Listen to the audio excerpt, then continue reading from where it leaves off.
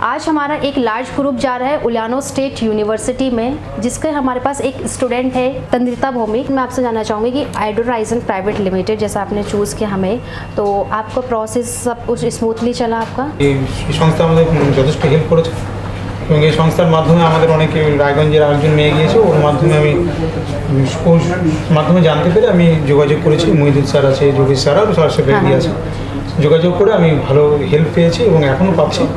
আশা করছি আমি ভবিষ্যতে আপনাদের কাছ থেকে এই সংস্থা থেকে আরও যথেষ্ট হেল্প পাবো। बिल्कुल बिल्कुल, थैंक यू सर। आज हमारे साथ सर हैं, मैम है और उनकी डॉटर जो है north western state medical university Russia जा रही है। आइए हम एक फीडबैक लेते हैं, अभी तक का प्रोसेस कैसा रहा। मैम सबसे पहले आपसे जानना चाहेंगे। আমি ওয়েস্ট বেঙ্গল থেকে এসেছি।